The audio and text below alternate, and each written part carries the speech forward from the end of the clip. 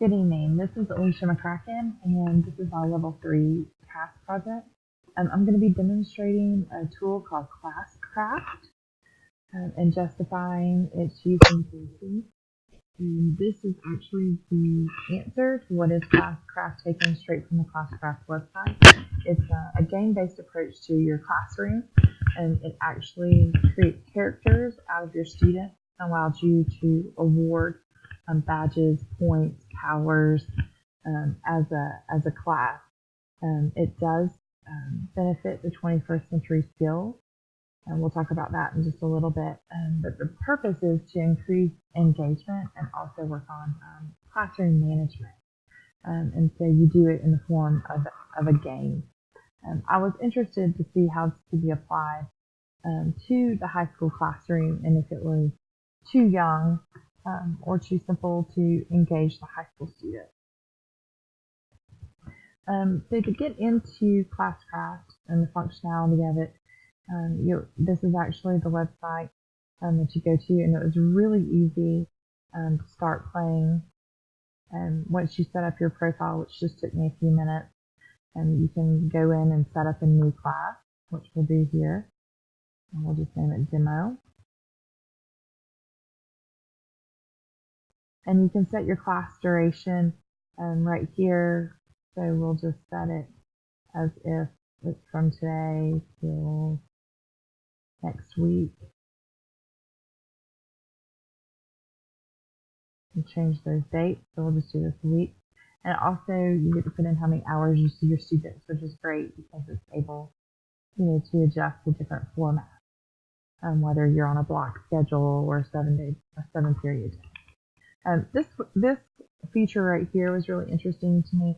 You can add existing students, or you can create new student accounts, and then you can do that manually. Or if you use Google Classroom, it was a very, very quick import. So I've set up actually a demo Google Classroom, and since this is summer and I don't have students right now, with my husband and my son, and made them kind of participate in this demonstration as well. So I'm going to import them into my ClassCraft and create their account. And this is the first place that you see that it really works with collaboration, is you can actually divide your players or students into teams. So I'm going to put them on separate teams here. We just drag them over. And of course, you would have at least 3 players on each team when you have a traditional classroom. And then you are almost done to enter class, and you can see here.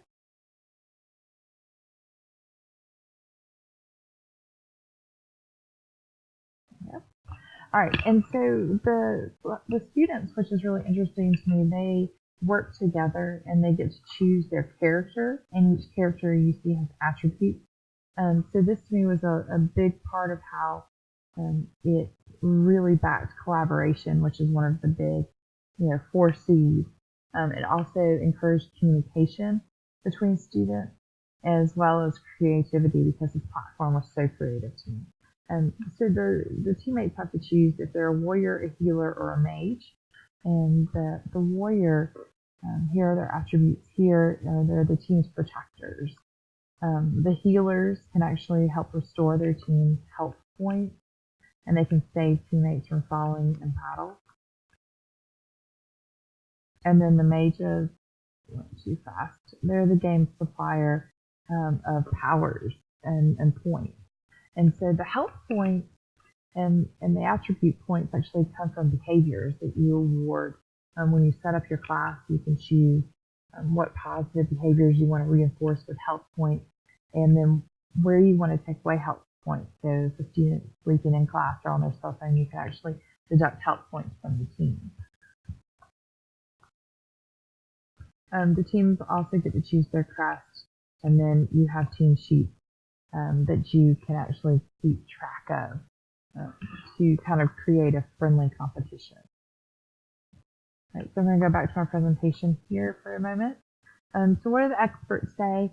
I read a couple articles about gamification in the classroom, and like I mentioned before, my biggest concern was that this was going to be too simple for a high school classroom. Did gamification have a place with my upperclassmen? Maybe my freshmen, yes.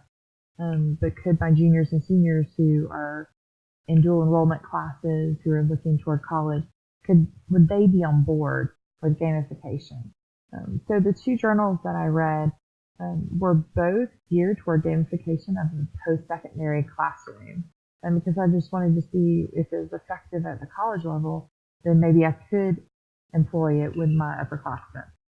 And a couple of quotes that really stuck out to me in an article by Megan Lister, she said that the elements of gamification contribute to increased engagement and motivation for some students, but they can't stand alone. That there has to be scaffolding, some kind of progression, and there has to be relevant narrative stories, which I felt like Classcraft really provided.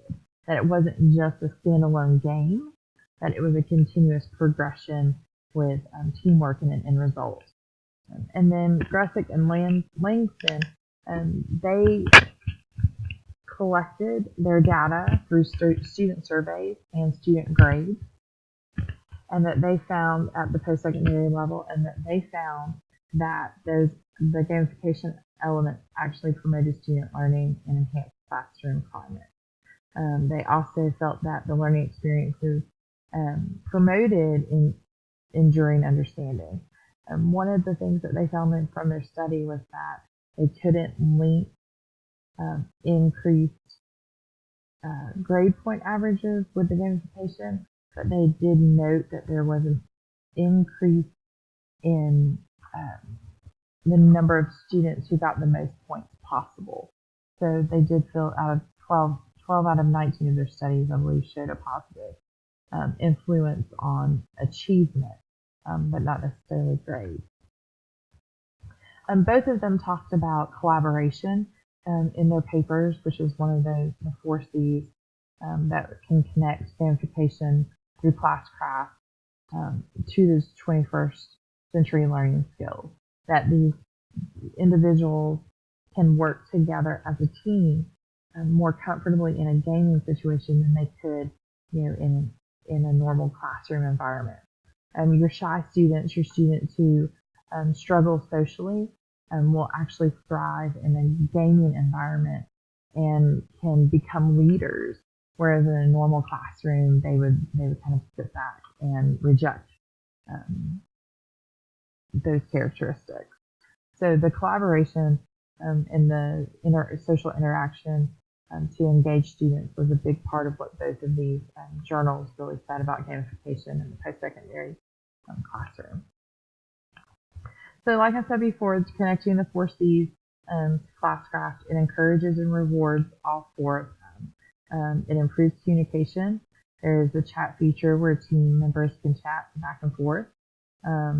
It is a really fun forum for collaboration because they feel like they're playing a game, not doing necessarily a team project. And the platform itself is so creative that it allows, that creativity to be encouraged. Critical thinking, I feel like this is the one area that Classcraft is kind of weak on, unless your teams get really strategic on how to meet missions and build points, then they could get very intentional about some of the tasks that they complete to maximize their point.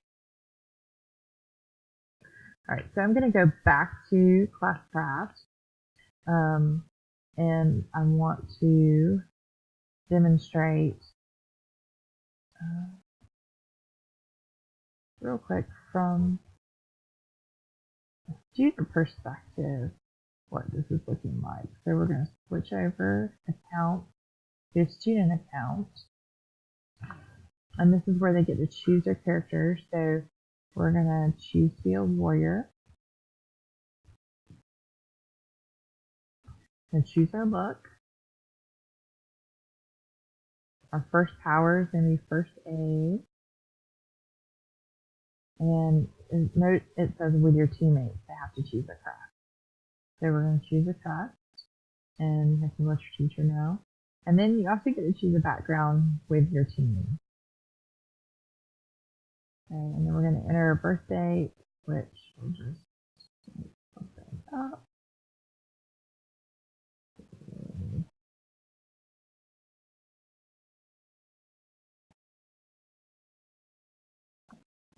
and you're going to start playing. So you're always looking at your team standing. You can check with your class, so you can check in on the other team. It also ranks the teams so they can see what's going on. One of the downfalls of this is especially trying to play with it and get comfortable with it. It was difficult to use not having a class set up. There's lots of tutorial videos out there. There's lots of YouTube videos, but until you really upload your entire class, it's difficult to engage in the full program and really get a feel for the functionality of it. You can purchase equipment here, and this is where the collaboration would absolutely come in handy, because as you're going on Quest and you're buying equipment, you would have to talk to your teammates to figure out what would benefit your team as a whole. Another critique I had was the Classcraft is really they talk about it being free and it's a free platform, but the class, which was to me I was most excited about doing, requires premium, so it's absolutely for a cost.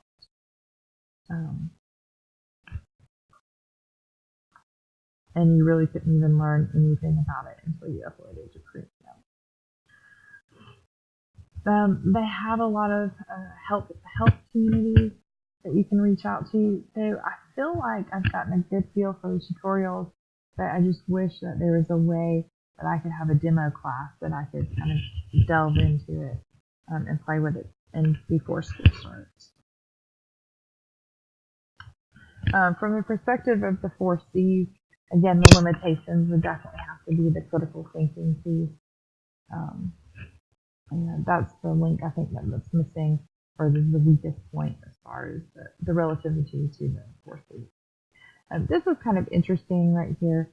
I wanted to kind of point this out. This is from Classcraft website, that they said that they surveyed 875 teachers who've used Classcraft, and these were statistics of their survey after a year of playing it.